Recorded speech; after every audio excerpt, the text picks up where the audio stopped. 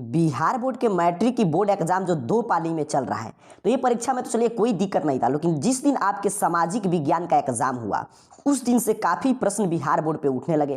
काफ़ी विद्यार्थियों की तरफ से लगातार प्रश्न आ रहा था कि सर सेकंड शिफ्ट के सामाजिक विज्ञान का प्रश्न काफ़ी टफ कर दिया गया है, इस पर लेकर कुछ वस्तु स्थिति स्पष्ट कीजिए कि आगे हम लोग को क्या करना चाहिए और क्या एग्जाम कैंसिल होगा और प्रश्न कहाँ से आए थे, क्या सभी प्रश्न आउट ऑफ सिलेबस थे। काफ़ी विद्यार्थियों का ये भी प्रश्न आ रहा था कि हमारा तैयारी हम काफ़ी शानदार किए थे, लेकिन आपके सामाजिक विज्ञान का जो पेपर हुआ उसके बाद हमें डर लग रहा है कि हमारा रिजल्ट इसी की वजह से कहीं खराब ना आ जाए। तो समझेंगे ध्यान से कि सामाजिक विज्ञान का आखिर में क्यों बिहार बोर्ड ऐसा किया कि प्रथम पाली का प्रश्न पत्र ऐसा और द्वितीय पाली का प्रश्न पत्र एकदम लेवल हाई लेकर चला गया। इसके पीछे के कारण क्या है और क्या परीक्षा आप कुछ भी कर ले तो क्या कैंसिल हो सकता है कि नहीं, आगे के क्या उपाय है। तो सबसे पहले यहाँ पे देखिए, मैं विस्तृत और गहन अध्ययन करने के पश्चात आपको यहाँ पे बात बता रहा हूँ और ना ही मैं बिहार बोर्ड का पक्ष ले रहा हूँ और ना ही मुझे बिहार बोर्ड से कुछ मिलने वाला है। अर्थात कि जो वस्तु स्थिति है, जो सच्चाई है, उसी की हम लोग चर्चा करेंगे, किसी भी अफवाह से बचने का प्रयास करेंगे। तो देखिए दो पेपर आपका और शेष है, हिंदी अर्थात कि जो MIL होता है और SIL पेपर शेष है। लेकिन यहाँ पे देखिए प्रथम पाली का जो ये प्रश्न देख रहे हैं, इतना आसान टाइप प्रश्न सेट कर दिया गया था सामाजिक विज्ञान में और सभी विषय तो ठीक था लगभग। प्रथम पाली में देखें तो मैथ अगर उस तरह तुलना करें तो द्वितीय पाली से काफी उच्च स्तर के मैथ थे प्रथम पाली में, लेकिन सामाजिक विज्ञान में क्या हुआ था कि प्रथम पाली में एकदम किसी विद्यार्थी को सोचना ही नहीं था, वो शुरू से ही 40 बना दिया और उसी तरह सब्जेक्टिव का भी लेवल काफी लो था। लेकिन वहीं पे जैसे ही द्वितीय पाली की परीक्षा शुरू होता है, जैसे ही ये प्रश्न पत्र आता है विद्यार्थियों के सामने, विद्यार्थियों को लगा कि यहाँ पे कि क्या प्रश्न सेट कर दिया है वास्तव में। अब देखिए वस्तु स्थिति समझते हैं क्या है कि अगर सच्चाई देखें तो ये जो आपका 211 विषय कोड है, यहाँ पे देख लीजिए सेट बी है, तो यहाँ पे थोड़ा सा प्रश्न के स्तर उठाया था। बात करते हैं कि इससे एग्जाम पे क्या प्रभाव पड़ा। तो देखिए पहले प्रथम पाली का जो प्रश्न पत्र था वो आसान था, इसमें कोई दो राय नहीं। किससे आसान था? तो द्वितीय पाली के प्रश्न पत्र से आसान था। देखिए प्रश्न को आसान कठिन कहना बड़ा ही पर्सनल मुद्दा हो जाता है, क्योंकि जो विद्यार्थी जो प्रश्न जानते हैं उनके लिए वही आसान होता है और जो विद्यार्थी जो कितना भी इजी प्रश्न अगर नहीं जानते तो उनके लिए कठिन होता है। एक आसान कहने का तरीका क्या होता है कि प्रीवियस ईयर से पेपर से तुलना करें।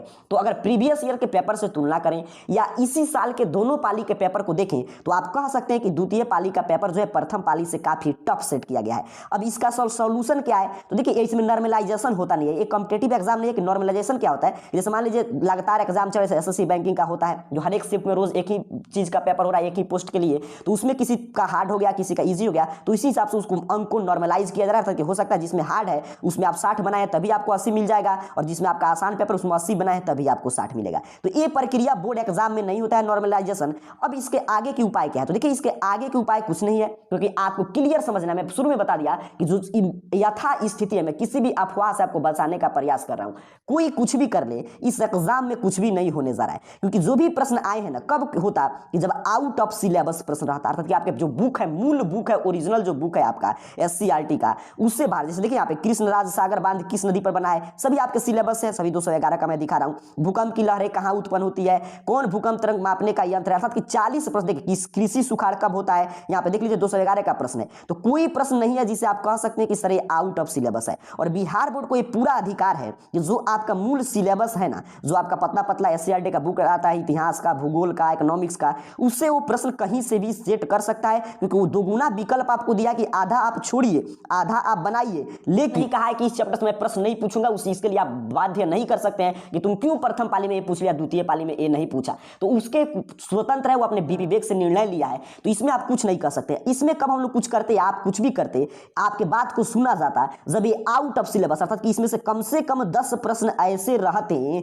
जो कि आपके बुक में है ही नहीं, जो किसी भी सिलेबस के बुक में, NCERT SCERT में, क्लास 10th के सोशल साइंस के बुक में आ ही नहीं रहे, history, geography, political science, economics, disaster management के, तब आप इसके लिए कुछ कहते तो उस पर कुछ ना कुछ कार्रवाई होता। लेकिन सभी आपके सिलेबस में, और इस वजह से कि प्रथम पाली का हार्ड है, प्रथम पाली का आसान है, द्वितीय पाली का हार्ड है, इस वजह से एग्जाम पर कोई प्रभाव नहीं पड़ा है। क्योंकि देखिए यहाँ पे सभी विषय, क्योंकि बिहार बोर्ड तो ये कहेगा कि अपने को 40 बनाना था, उसको 40 बस इजी करना था, 40 से ज्यादा प्रश्न तो उससे आपको कोई मतलब नहीं है, अभी हार्ड आ जाए। तो देखिए कितना आसान आप कहिएगा, तो बिहार बोर्ड तो ये भी दिखाएगा कि ये भी तो प्रश्न आया था कि कौन कृषि आधारित उद्योग नहीं है, poverty and un British rule in India नामक पुस्तक किसने लिखा। आप सोचिए इससे आसान प्रश्न क्या हो सकते हैं। ये नहीं है कि सभी यहाँ पे हार्ड ही पूछा था, आगे मैं पूरा प्रश्न अध्ययन किया हूं तब मैं बता रहा हूं। तो मेरे कहने का सीधे सीधे तात्पर्य क्या है चला कि आपको क्या करना है कि आगे के एग्जाम पर तैयारी करना है, किसी के बहकावे में आकर आगे का पेपर आपका खराब नहीं करना है। हाँ हार्ड आया था प्रश्न, ये बिल्कुल सही है, लेकिन कोई भी प्रश्न आउट ऑफ सिलेबस नहीं किया गया। मैं शुरू से आपको बताते आ रहा था कि आपको किसी के भी नोट्स, गेस, गाइड गाइड पे भरोसा नहीं करना है,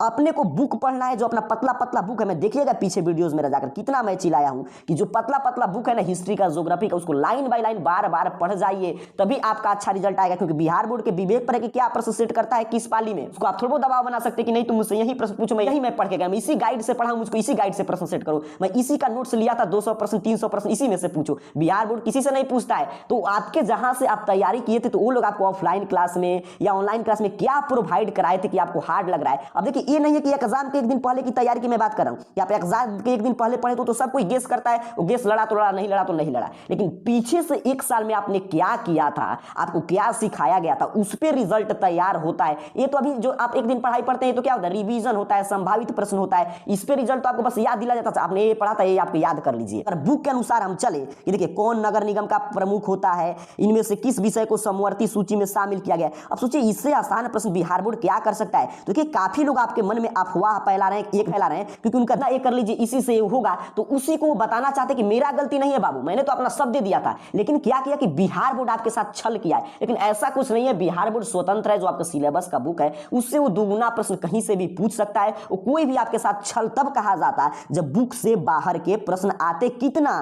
तो 10 से ज्यादा, याद रखेंगे। तब उसके आधार पे आप कुछ भी करते, हम लोग आंदोलन करते, आपके लिए खड़े रहते, तब आपका एग्जाम रद्द होता, फिर से एग्जाम होता। तो कहने का तात्पर्य यही है कि पूरे प्रश्न बुक से आए थे, हाँ हार्ड थे। मैं तो शुरू से कहते आ रहा हूं कि प्रथम पाली के तुलना में द्वितीय पाली का प्रश्न पत्र में बिल्कुल सब चीज चेंज कर दिया गया था। ना हार्ड नहीं पूछना चाहिए था, क्योंकि प्रथम पाली के भी छात्र मैट्रिक हैं और द्वितीय पाली के भी छात्र मैट्रिक हैं। आप थोड़ा बिहार बोर्ड से कहने गए थे कि मेरा एग्जाम प्रथम पाली में दो, द्वितीय पाली में दो, वो खुद से तो आपके लक पे डिपेंड था कि किसका एग्जाम प्रथम पाली में जाता है, द्वितीय पाली में। तो इतना हार्ड बिहार बोर्ड को नहीं करना चाहिए, क्योंकि बिहार विद्यालय परीक्षा समिति को यह ध्यान रखना चाहिए कम से कम मानवीय भावनाओं का ख्याल करते हुए कि प्रथम पाली के बच्चों को ये नहीं अफसोस हो कि सर काश मेरा एग्जाम द्वितीय पाली में रहता, द्वितीय पाली के बच्चों को ये नहीं मन में भावना आए कि काश मेरा एग्जाम प्रथम पाली में होता तो मैं अपना पूरा क्षमता के साथ क्वेश्चन को सॉल्व करता और इससे भी बेहतर परफॉर्मेंस करता। बिहार बोर्ड तो चला, आप सिलेबस का बुक उठाइए, 10 प्रश्न से अगर ज्यादा आपको लगता है कि नहीं बुक में है ही नहीं एनसीईआरटी एससीईआरटी में, तब आप बोलेंगे तो उसके लिए आगे कोई स्टेप लिया जाएगा, आगे कार्रवाई होगा। लेकिन अगर 10 भी प्रश्न आउट ऑफ सिलेबस है, बाकी 70 प्रश्न, तब भी बिहार बोर्ड कोई बात नहीं सुनेगा, क्योंकि वो बोल देगा कि 40 ही तो ना बनाना था इसमें से, चलिए वहीं 10 प्रश्न छोड़ देते, आपको थोड़ा ऐसा भी बना देना है। इसीलिए आपको आगे अपने संस्कृत पर, क्योंकि काफी ज्यादा प्रश्न हर जगह प्राप्त हो रहा है, तो हाँ हार्ड था, ये क्लियर है, ऐसा बिहार बोर्ड को नहीं करना चाहिए, ये मेरा स्पष्ट मानना है। मैं जिस दिन एग्जाम हुआ उसी दिन नेक्स्ट क्लास में मैंने आपको बोल दिया था। लेकिन ये आउट ऑफ सिलेबस प्रश्न नहीं है जिसके आधार पे आप कुछ भी आगे का स्टेप ले सकते हैं। यहाँ पे देख लीजिए प्रश्न का मैं अध्ययन करने के बाद बता रहा हूं, सभी आपके बुक से डायरेक्ट प्रश्न लिए गए। जो विद्यार्थी बुक पढ़ के गहनता से गए थे वो आसानी से 40 प्रश्न सही कर दिए, और जो सिर्फ नोट्स वगैरह, मैं शुरू से बताता था कि आपको नोट्स कहां से तैयार होता है। अब देखिए एक गलती से सीख लेना है कि आगे भी आप पढ़ाई करेंगे तो आपको डिपेंडेंट जो ओरिजिनल सिलेबस का बुक है उस पर आपको रहना है। 11th 12 में नोट्स कोई भी कहां से लिखता है, मैं ही आपको कुछ भी पढ़ा रहा हूं, ये बिहार बोर्ड प्रश्न सेट कर रहा है, गेस गाइड आप पढ़े, मॉडल पेपर पढ़े, वो कहां से आता है, सभी आपके बुक से ही आता है। तो जो विद्यार्थी बुक पढ़े थे उनके लिए आसान था, और जो कहीं कहीं से बहकावे में आकर के इतना पढ़ लीजिए, ये कर लीजिए करके गए थे, तो देखिए मैं फिर ये बता रहा हूं, फिर मेरा मानना यह स्पष्ट है कि जो एग्जाम के पहले दिन की तैयारी है उसकी हम लोग बात नहीं कर रहे हैं, पीछे जो लगातार आप 1 साल से पढ़ते आ रहे हैं उस पे आपका, उस दिन तो सब कोई गेस देता है, सब कोई आपको रिवीजन करा देता है कि चलिए इतना आप रिवीजन कर लीजिए, इसमें से कोई प्रश्न आएगा तो गलती नहीं करना है। लेकिन पीछे आप 1 साल कैसे पढ़ाई किए हैं, किस सोर्स ऑफ मटेरियल से आप तैयारी किए हैं, उस पे सामाजिक विज्ञान का पेपर टिका हुआ था। ऐसे देखिए इसमें कोई भी ऐसा प्रश्न नहीं था जिसे आप कहेंगे कि बुक में मेरा नहीं है, सभी बुक के कॉन्सेप्ट से, हाँ थोड़ा सा कठिन था, ये सबको मानना है कि प्रथम पाली से कठिन था। तो समझ जाना है कि एग्जाम के बारे में कोई भी आप स्टेप अभी नहीं ले सकते, आपको संस्कृत और हिंदी के एग्जाम पे फोकस करना है, या आपका उर्दू है नॉन हिंदी है तो उस पर फोकस करना है। सभी अफवाह से दूर रहना है कि एग्जाम कैंसिल होगा, ये सब कभी भी होने नहीं जा रहा है, क्योंकि बिहार विद्यालय परीक्षा समिति आपके कॉपी चेक का भी डेट जारी कर दिया है, और जल्दी आपकी जैसे ही एग्जाम बीतेगा आप जानते हैं उसका कॉपी चेक करना, बिहार बोर्ड को जल्दी रिजल्ट जारी करके इतिहास रचना है। आप समझे होंगे कि ये सभी अफवाह से दूर रहिए। अब देखिए यहाँ पे कितना शानदार प्रश्न था कि ये बिहार के विकास के बिना भारत का विकास, ये किसने कहा था, तो एपीजे अब्दुल। सभी हम लोग पढ़े थे उस दिन रात में 12 बजे तक, मैं सब्जेक्टिव पढ़ा रहा था, तो सभी बुक पढ़ाया था, तो वहीं से प्रश्न तो आए थे। तो ये बुक अगर जो विद्यार्थी पढ़े हैं उनको 40 प्रश्न आसान लगा, तो अगर आप बुक नहीं पढ़े तो ये गलती बिहार बोर्ड की नहीं आपकी है कि आप किस सोर्स ऑफ मटेरियल से पढ़ाई किए,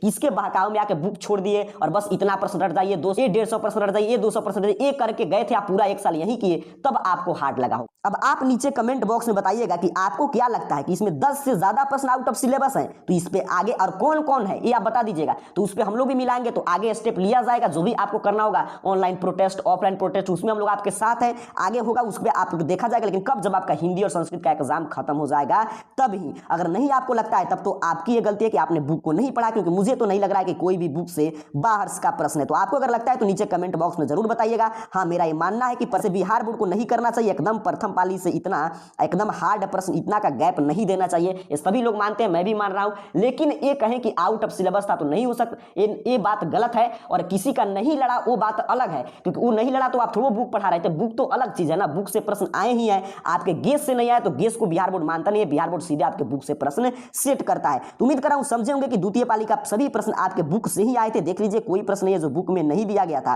अगर आप बुक नहीं पढ़े होंगे तो आपको हार्ड जरूर लगा होगा। प्रथम पाली से अगर तुलना करें तो हार्ड था, तो इस कथन पे कि प्रथम पाली से हार्ड पूछ दिया गया था, तो ऐसे बिहार बोर्ड में कोई नॉर्मलाइजेशन है नहीं, नॉर्मलाइजेशन की प्रक्रिया है नहीं, और इसके आधार पर बिहार बोर्ड आपका एग्जाम रद्द नहीं करेगा। उम्मीद कर रहा हूं मेरे बात को आप समझे होंगे। आगे की तैयारी कीजिए, आप सभी का रिजल्ट बिल्कुल शानदार आए, इन्हीं अग्रिम शुभकामनाओं के साथ आप सभी को बहुत बहुत